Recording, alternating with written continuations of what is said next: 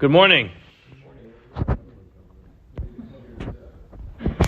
We begin today's daf. Today's daf is Bava Basra daf Chaf Gimel 23 in Bava Basra. We begin by thanking our sponsors. We thank Daniel and Batsheva Pava of Hashmonaim in Israel for sponsoring all the shurim of the month of Tammuz in commemoration of their father, Reb Shlomo ben Yehuda Aryeh of Philadelphia, on his first Yahrzeit.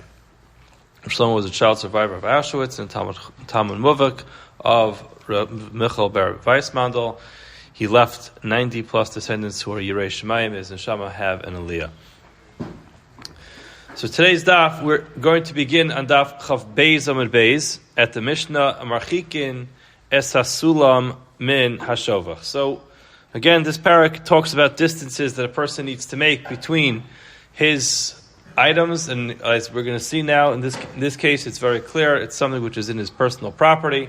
And like we've been discussing, a lot of things which might be within the range of your personal property, but they have the ability to cause damage outside of your property. So here's yet one more example of something which you might have within the area, within the boundaries of your own property. Nevertheless, you have to make sure to keep it a distance from other things. So here, the case is talking about a sulam, a ladder from a shovach. So if a person has a shovach in his backyard, what's a shovach? We've mentioned this before. It's a dovecote, which basically is like this little house for birds in an elevated place. So he has this dovecote in his backyard. The halacha is, marchikin es hasulam min hashovach arba amos. If you'd like to place a ladder against your house and your next door neighbor has this dovecote in his property, you have to make sure to keep your ladder a distance of arba amos, of 4 amos, away from his dovecote. Why? Explains the Mishnah, Kadesh lo tikbos hanamiya. It's like this, the weasel will not go ahead and climb up the ladder and jump into the dovecote. Now, I don't know what exactly this animal is. Maybe it's a squirrel, some type of weasel, which clearly, if it got an opportunity to climb up to this dovecote, would eat breakfast or lunch or dinner there, and therefore you have to make sure that if you're going to be placing your ladder against your house, you're not placing it too close to your next door neighbor's backyard. For if you're going to do that, not your next neighbor's backyard, to your next door neighbor's dovecote, for if you're going to do that, you are creating the ability for this weasel to go ahead and attack all of his birds. If you like to place a wall, then you have to put it 4 amos away from a person's gutter. It's like this, your next door neighbor can go ahead and angle his ladder. So again, you're going to build a wall. Your next door neighbor has this gutter. If you're going to build a wall all the way up until his wall, so then even if you leave him enough space for a ladder, we all know you can't climb a ladder when it's straight up. The ladder has to have some level of an angle. So now this case actually requires just further clarification, because whose property is it? In other words, am I obligated to have like a setback on my own property where I can't build a wall? So Tosfos explains, Kadeshi Ezokev es Hasulam. He says, Kishemachar v'nosan lo zikifas hasulam bachatzero ayri. Tosfos is explaining, in other words, it's just a basic problem here. Who says I have to give this guy permission to put his ladder in my backyard in the first place? It's my backyard. He builds a gutter, and he wants to climb the ladder to clean all the debris out of the gutter a couple times a season. All right, no problem. But don't put it in my backyard. And not only that, you're telling me that you're going to put your ladder in my backyard, and then I'm not going to be able to build a wall because you need room for your ladder? Excuse me, it's my backyard. So Tosfos explains that it's talking about a case where when he built this gutter in the first place, he bought the rights to use his next door neighbor's yard to put a ladder there. So again, it doesn't mean he owns his next door neighbor's property, but he did buy the rights, kind of like an easement, to go ahead and use his next door neighbor's property to go climb up and clean out the gutter. Now Tosfos explains, part of that sale actually is that you give him the ability to be able to lean his ladder against his house. That's why he says, Kishamachar v'nosan lo zekifas hasulam bachatzero ayri. Kamash Malan Deboy Arba Amos. In other words, this Mishnah is just a clarification of what does it mean when you sell somebody the rights to put their ladder in your backyard. So if I'm charging this person every single year a fee to be able to put his ladder in my yard to climb up to his gutter, how much space am I obligated to give him? The answer is, says the Mishnah, 4 amos, because that's the amount of space that you need to be able to put your ladder at a healthy angle to make sure you don't fall down when you're cleaning out your gutters. Okay, the Gemara says, now we've seen this a number of times throughout this parak, and this is yet one more case where the Gemara is proving that Rabbi Yossi's opinion is not consistent with the Mishnayos in this parak. Who's Rabbi Yossi? Why Rabbi Yossi ha'amar? If we are following the opinion of Rabbi Yossi, we have to remember Rabbi Yossi taught us Zeh chofer b'soch shalo, v'zenotea b'soch shalo. Rabbi Yossi is of the opinion that when you own property, you have the rights to use your property as you see fit. And as long as you're doing something which is perfectly normal in your own property, so then you don't have to worry about what kind of effect it's going to have on your next door neighbor. The example that we gave, and it's going to come up again later in the parak, is a person wants to plant a tree. It's my backyard. It's perfectly normal to plant trees in my own backyard, and I don't have to start worrying about the consequences this tree is going to cause to my next door neighbor.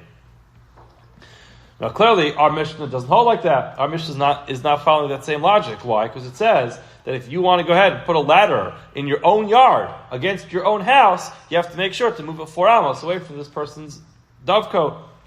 The Gemara says no. Afilu teim Rabbi Yossi. Our Mishnah actually can still follow the opinion of Rabbi Yossi, because Ha'amr of Ashi explained that Ki Havina Be'er of Kahana. When we were learning the Beis Medrash of Rav Kahana, Havi Amar Modi Rabbi Yossi Begiri Didei. Rabbi Yossi agrees that when it comes to your own arrows, you can't do that. In other words, you can't just be in your own backyard doing your archery or your target practice. Why? Because if you're shooting arrows in your backyard, the consequence is that the arrows are going to go out of your backyard and cause your next door neighbor damage. So yes, you can use your backyard as you see fit, but you can't use your backyard to do target practice, because you're going to be shooting arrows or bullets outside of your own property, and that's obviously unacceptable. So now what's the comparison? The Gemara says, Hachanami, this case is similar. Why? Because Zimnin de Behadi de Manachle, there are going to be times that when you're about to place your ladder down, Yasva Bechor, you have this little weasel sitting in its little hole in the ground. V'kafza, the second you put your ladder down, boom, the weasel jumps out, climbs up the ladder, and jumps right into the dovecote. So therefore, it's just like shooting an arrow. The Gemara says, but hold on a second. It's not like shooting an arrow. Shooting an arrow is an action. I go ahead, I take my bow and arrow, and I shoot the arrow. It's my own action. V'hagramahu. In this case, it's only a grama, it's causative. I didn't do anything. I didn't take a weasel and throw it up into your dovecote. I put a ladder there. You're right, I put a ladder in a place which was very close, but I'm only the one who puts the ladder there, which allows for a secondary action, which is the weasel climbs up and goes into the dovecote. And a grama, the Gemara seems to understand, would be permissible. I'm allowed to go ahead and do that. The Gemara says, Amar of Tuvi Bar Masna, Tuvi Bar Masna explains, is also meres. This teaches us. Oh, the computer went off. This teaches us grama benizakin aser. This teaches us that even though it's only a grama, when it comes to a grama, we're good. When it comes to a grama, we have seen throughout Bava Kama that grama benizakin is pater. However, that just talks about a person's monetary obligation. Am I obligated to pay you for the damage that I caused by way of a grama? But even if I'm not obligated to pay you, to compensate you for the damage that happens, it doesn't mean that I'm allowed to go ahead and set it up that way. So Zosamaris, grama b'nizak and aser, this teaches us that in as much as I'm not obligated to compensate you, to pay you for the damage that you're going to have to deal with as a result of my action, I'm still not allowed to set it up that way. Now, I'm just going to go off on a little bit of a tangent over here, just because it's an important thing to understand. I actually gave a whole share about this on one of the legal holidays this past year when we talked about a grama. But here is where a lot of it comes from. So it's worthwhile just focusing on this. Now, if you look at Rashi, 3 lines from the bottom, Rashi says, grama b'nizak and asar. When you cause damage, it's asar. Says Rashi, v'afilu laman da'amar delo da'in dina degarmi. Even if you're going to follow the opinion that we are not da'in dina degarmi, that means we do not obligate a person who causes damage by way of a secondary action, upater milashalim is going to be pater, asar ligrom, nevertheless, it is prohibited to cause it. Now, the problem with this Rashi is as follows. When it comes to secondary or causative damages, there are 2 terms that are used throughout halacha, throughout the Rishonim, throughout the Achronim, throughout the Gemara. One of them is called a grama. Grama, for the most part, is the term which is associated with a causative action where you cause damage, but it's not direct. It's indirect. And every time it says grama b'nizakin, we always say grama b'nizakin pater. That means when you take me to Beis Din and you say, listen, Rabbi Richter, you caused me damage, and I say, I'm sorry, I didn't do it, I may have done something which caused it, and it's a grama, in such a case I will not be obligated to pay. Garmi is a terminology which is used when I cause damage to somebody, but I am obligated to pay. That's generally how the terminology is used. Now the problem over here is Rashi seems to mix them up. Our Gemara is talking about a grama, and then Rashi throws in lo dan din de garmi.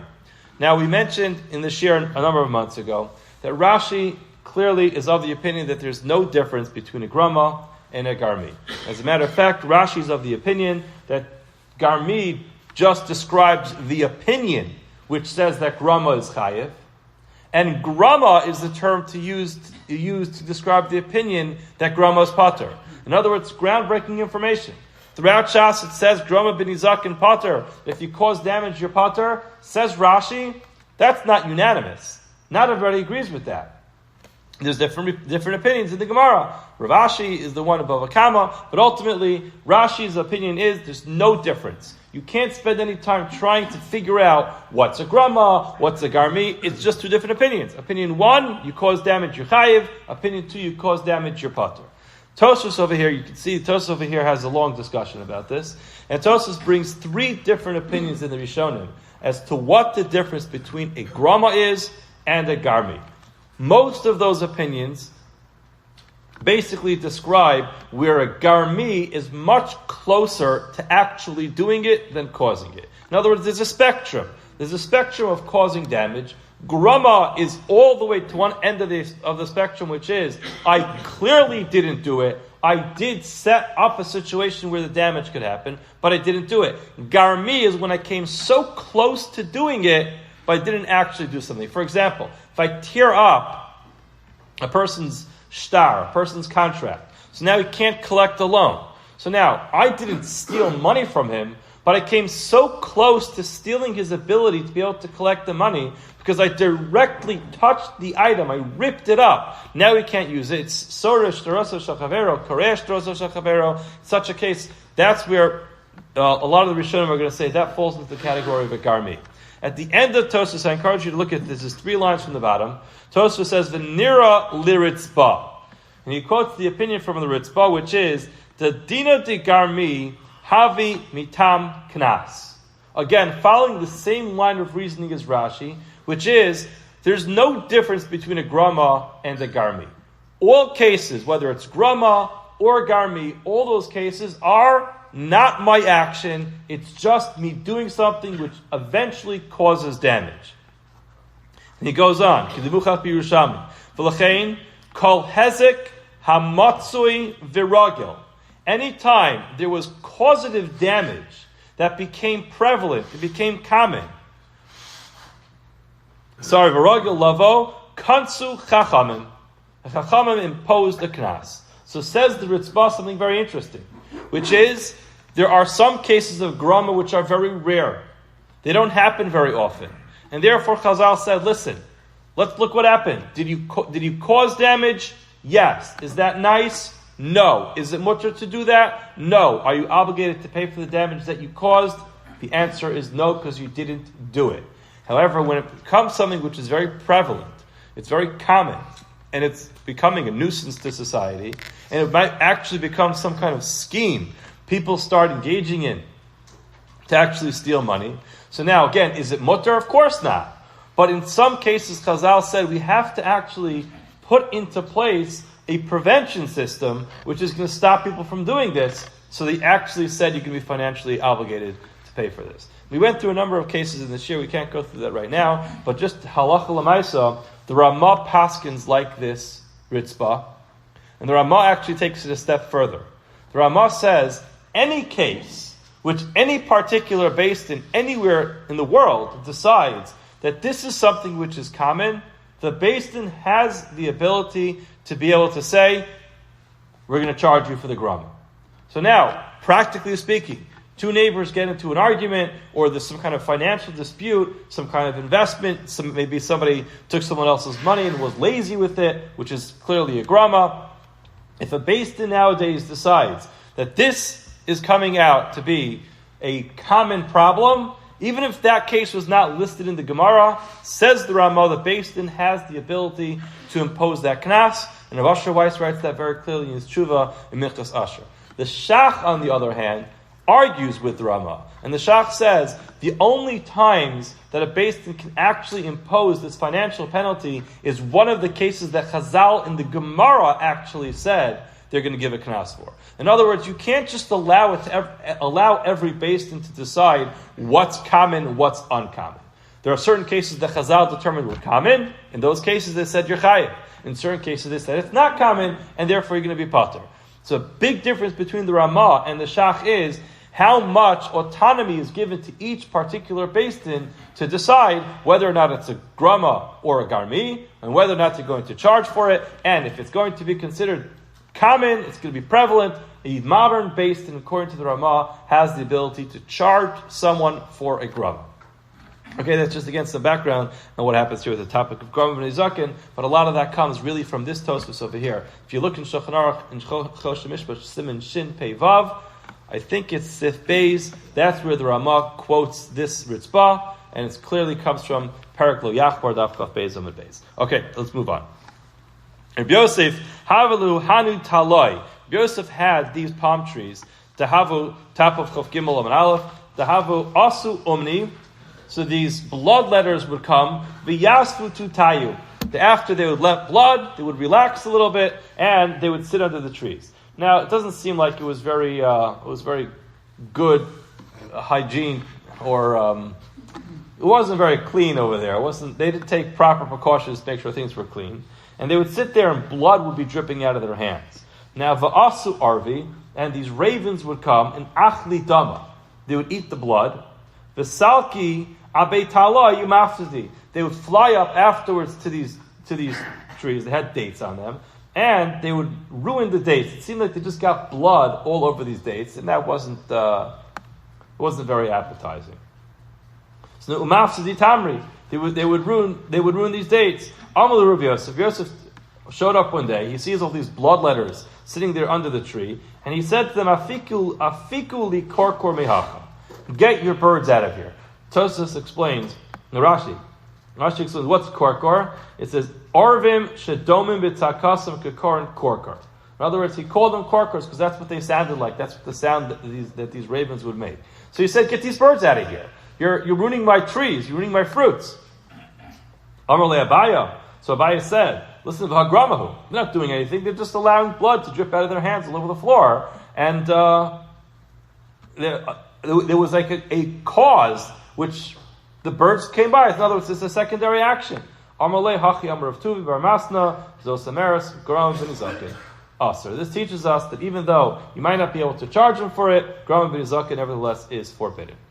Now you want to ask us another question. Okay, it's possible that they wouldn't be allowed to establish themselves here in the first place. The problem is they already established themselves here for a long time. They have a chazaka. In other words, we're going to learn about this in the next parak, that when a person does something for a particular amount of time, and no one goes ahead and protests against them, it establishes their right to be there. We'll discuss this a little bit later on today in the shir as well, but ultimately, generally speaking, you need to have two things. You need to have a chazaka, which is that I've been there for 3 years and nobody went ahead and protested, and the other thing is I have to have a chazaka sheyesh imotaina.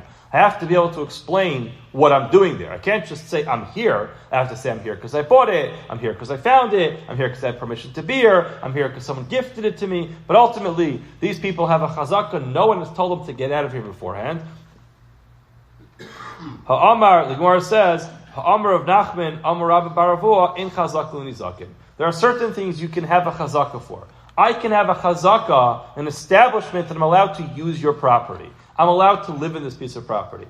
But you cannot establish a chazaka that I'm allowed to cause you damage. That's just not one of the things that you're allowed to acquire by way of a chazaka. The Gemara says, hold on, that's not true. Haven't we learned about that statement of Mari Amar Bekutra and Rav Zvid Amar Bebeis HaKisei? When is it that we say that a person cannot establish their right to cause damage? That's only with extreme damages, such as lighting an oven which continuously billows out smoke into other people's property, which is it's excessive damage. It's very bothersome. The other example is when a person establishes a bathroom, an outhouse. In such a case, it's putrid. It's disgusting. It's impossible to deal with the smell. So Amarlei Hani Lididi Da'anina Datai Ki Kutra Ubesa Kisei Damli. So he explained to them, I myself, having these blood all over my dates is similar to having smoke or having the smell of a bathroom. In other words, I can't take it. I really can't take it. I can't stand having this blood all over my fruits. It's terribly damaging. Now, interestingly, we talk about a bathroom. So both Rashi and Tosfos explained the bathroom over here was talking about an above ground bathroom. So it was the worst possible case. Tosfos explains, however, our bathrooms,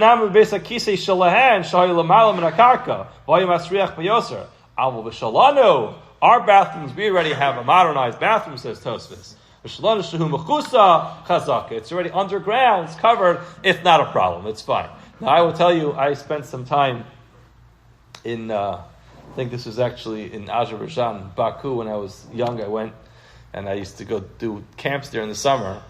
And I will tell you, even the ones that are under the ground, stay far away. It is absolutely disgusting.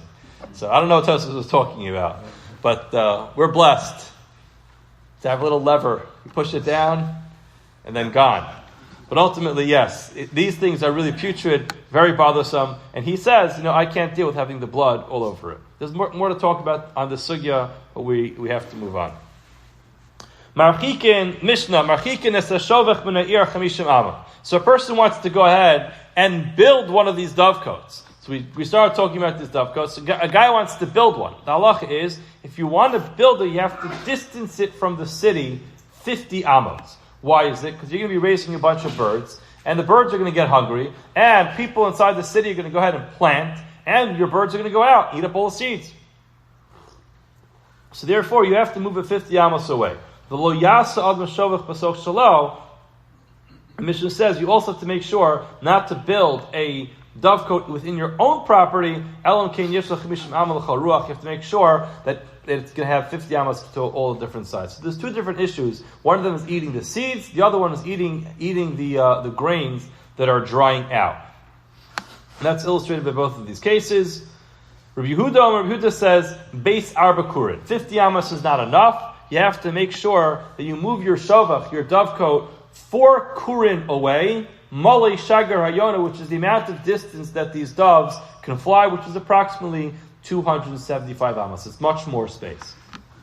If you bought a dovecote which was already there, afilu beis rova, even if all you left was a beis rova, a small amount of space, harehu bechezkaso, you're allowed to keep it there. We're going to discuss later on in the Gemara what this means, but basic idea is, once you buy it from someone else, you assume that person who built that dovecote had permission to build it there. He got a variance somehow, and he had permission to build it, even though there weren't 50 amos on each side.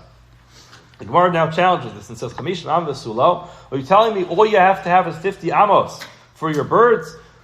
The problem is, for a minute, we have a stira, ein parsa nishbin liyonim. A person is not allowed to set out bird traps, elam kein haya rachok min hayishav shloshim ris, unless you distance it from the city 30 ris. Now, 30 ris is 4 mil. Each mil is 2,000 amos, so it's 8,000 amos. In other words, you have to make sure not to put down a trap to catch birds unless it's 8,000 amos away from the settlement. Why is that? Because you might want to catch birds. However, you can't catch your neighbor's birds. So therefore, you have to make sure to move your traps so far away that you won't catch any birds. Clearly, what does this describe? That birds can fly 8,000 amos. So why are you telling me that 50 amos is enough? Amar Abaya, you're right. Meshit shaiti tuva. Birds can fly very far. However, v'krasayu v'chamishim amsa malya. How far do they have to go to eat? In other words, a bird might fly thousands upon thousands of amos, but the bird eats only within the first 50 amos, then it's full, and then it goes merrily out there flying and having a good time, but it's not going to be eating. So therefore, the halachas for a trap and the halachas of making sure your birds don't eat someone else's food are going to be different. For a trap, it's got to be 8,000 amos. For making sure your birds don't eat someone else's seeds, that's only 50 amos. Now, Meshit Shloshim Ris V'Sulo, are you telling me that they only fly these 30 ris? Vatanya, we learned in the Brisa, Ubi Yisha Filamea Mil. If you're inside a city, you have to make sure to keep your traps even 100 mil away. So hold on a second. If birds can fly 100 mil, so we're talking about thousands upon thousands of amos over here. So why are you limiting it at 4 mil? V'Yishuv in a settlement of Filamea Mil Lo Yifros. So Gemara says, Rabbi Yosef Amar b'Yishuv Kramim. We're talking about Yishuv Kramim. In other words, birds can't fly 100 mil. But what they can do is, they can fly 4 mil, settle down in someone's vineyard, take a rest. It's kind of like a rest stop. They stop there, they eat lunch, they do what they have to do, they relax, they walk their dog, and then they get back up into the air, and they fly again, another 2,000 amos, and then there's another kerem, and they stop there for a little bit, and they relax for a little bit, so they're ultimately able to travel all these thousands of amos. However, it's only going to work if there are breaks in between. So you're right, they cannot fly more than these 4 mil, but if they're going on a long journey, they can continuously stop along the way and ultimately get very far, and that's why you have to be very careful about setting out traps. Rav Amar b'Yishuv Shovkim, what it's talking about is that there are different dovecotes. So they go from one dovecote to the next. So they'll fly to one dovecote, and they'll actually settle there, they'll relax there, they'll go to bed for the night, wake up in the morning, and fly further. So when you're putting out your traps, you have to make sure not to do it next to these other dovecotes. Now the Gemara says, hold on a second. You're telling me that there are other dovecotes along the way? So this thing doesn't make any sense. You're telling me you have to make sure that when you're going to set out your traps, you're going to make sure that it's 100 amos from the dovecote. That means the dovecote's here. You want to put your trap here, you have to make sure that it's 100 amos because birds from this dovecote can get into your trap. Now, how do they get there? Because there are dovecotes along the way. So hold on. Forget about that one. There's a dovecote right here. So why are you measuring your amos from that one? There's a dovecote right near your trap. So you have to extend it even further. So this doesn't make any sense, says the Gemara.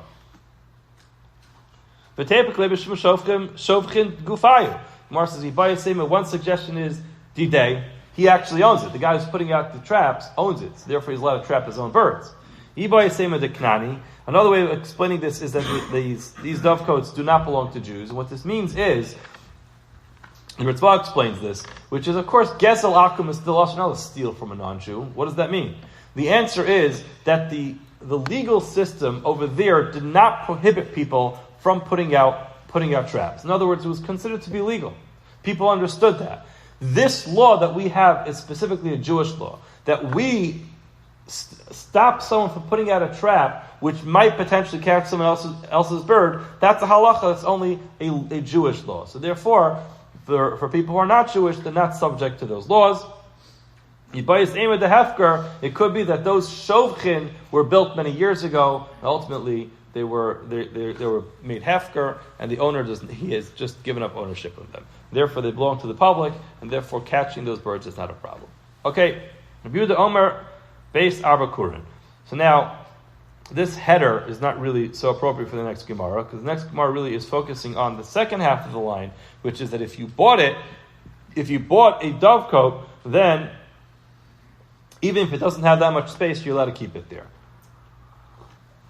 So the Gemara says, Amar Papa v'temer is vid. Papa, some say it was vid. Say the following: Zos Someris. This teaches us toanin lokach v'toanin liyoresh. So as follows: we mentioned earlier that the halacha of chazaka works like this: if I settle down in a piece of property and I'm living there for a number of years, then someone comes over to me and says, "Excuse me, Mr. Richter, what are you doing in this piece of property?" And I say, well, I've been living here for a number of years, no one protested. That's not a valid reason for me to live there. I can't just say that I squatted in someone's house, no one kicked me out, and therefore I get a right to stay there. However, if I say, I bought this piece of property, or I was given this piece of property, or I inherited this estate from someone else, and I've been here for a number of years, so then I have a chazaka that I've been here for a number of years, and I have a valid claim as how I got there, then those two things together give me the ability to be able to stay in the piece of property. If I either don't have a valid claim as to how I got there, or I don't have a chazaka, so therefore I have to leave.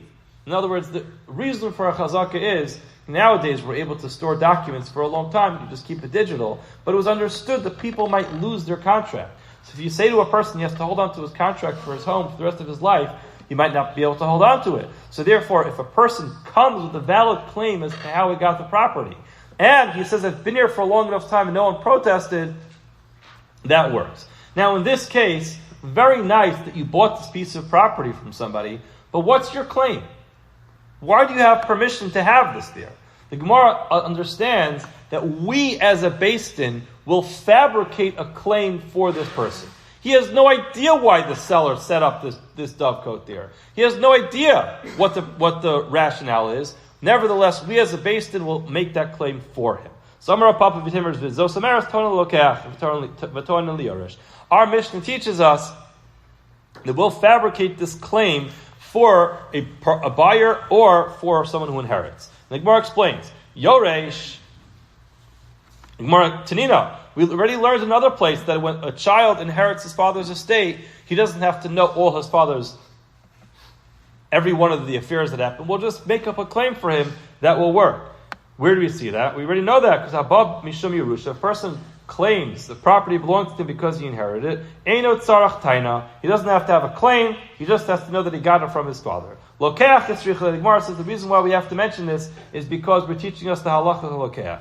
The Gemara says, hold on. Lokeach nami tanina. We also have a Mishnah that teaches us that when a person buys something, even if he doesn't know the claim, he doesn't understand where the seller got it from, nevertheless, we'll make the claim for him. Where, because laka chatzar, a person buys a chatzar, he buys one of these courtyards, ubazizin uguzuz turaos, and there's these little beams that are protruding out. Hareza v'cheskasa, he's allowed to keep it that way, even though he's not allowed to build it that way. Why? Because we say it must be that the original person who built this piece of property, who bought this piece of property, had permission to build those protrusions out into the public space, and therefore when I buy it, I'm allowed to keep it there. So again, we'll make that claim for him. So why do we have to have our Mishnah which teaches us this halacha? The Gemara says, Tzricha, we need both. Why diyash minun hasmif? We're only going to teach the halacha over there. I would say, Gabi Roshus Rabim, that's a public place. I would say, the Amor Konus L'toch Shalo. It must be that when the original owner built it, he built it with a setback, and therefore, when they were protruding out, they were really protruding out into property that belonged to him, and that's fine. He went to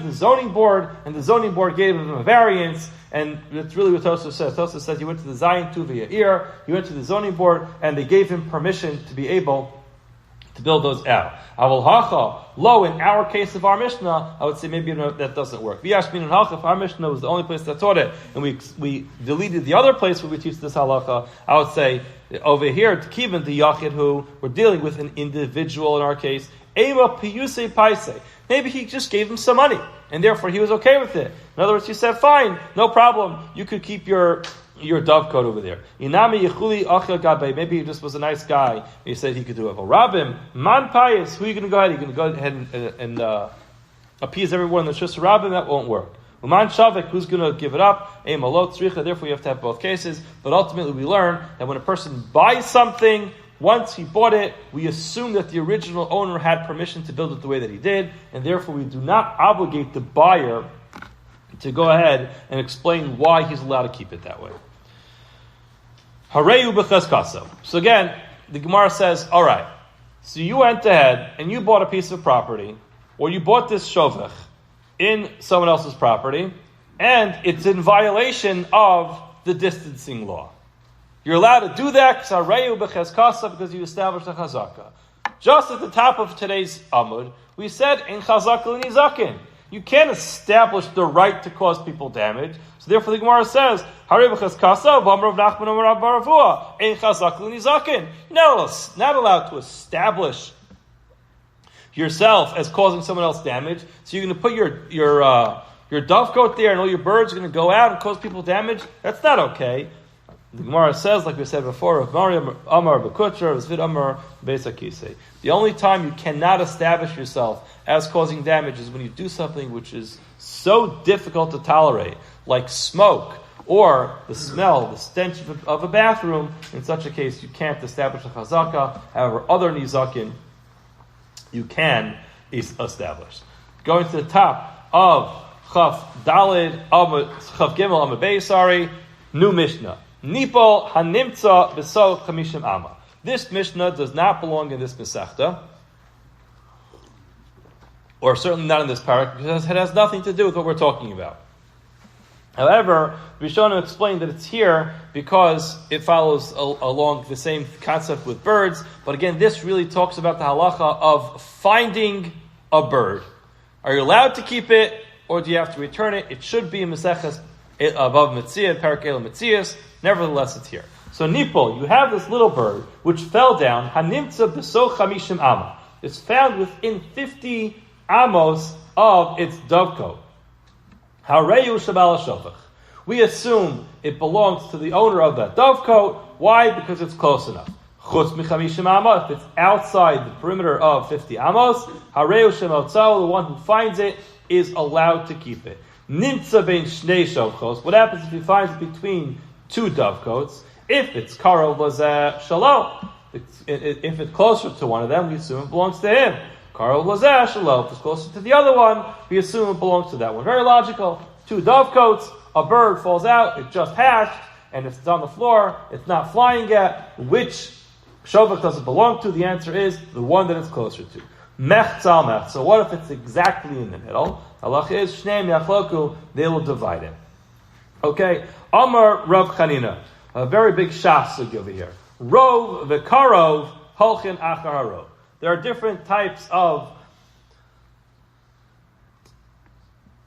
different ways that we answer different sekos that we have. And I'm being very careful how I say that because of the fact that this is a shasugya, a lot of the poskim or the achronim spend time talking about when you have these different determining factors, are they actually determining factors that gives you the fact, which is called a birur, or is it hanhaga, it just tells you how to behave?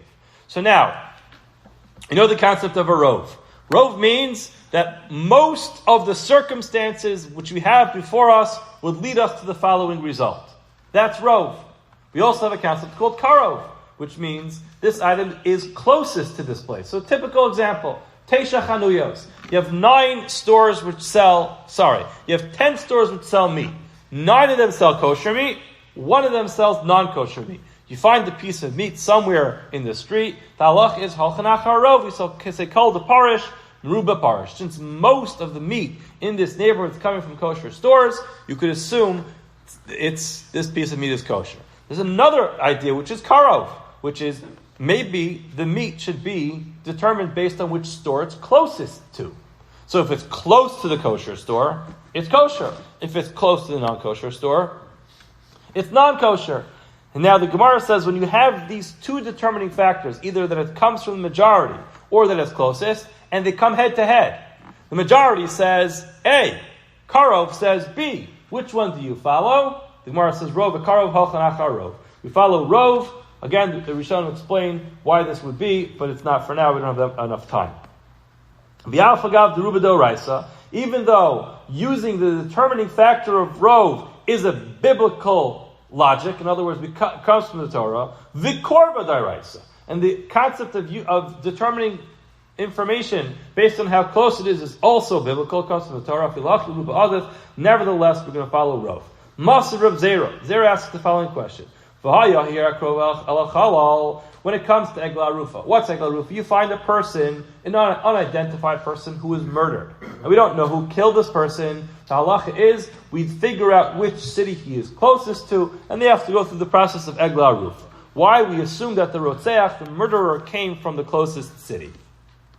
Now, that obviously is the source for a Karov. We're going to determine that he was killed by a person in the closest city. Even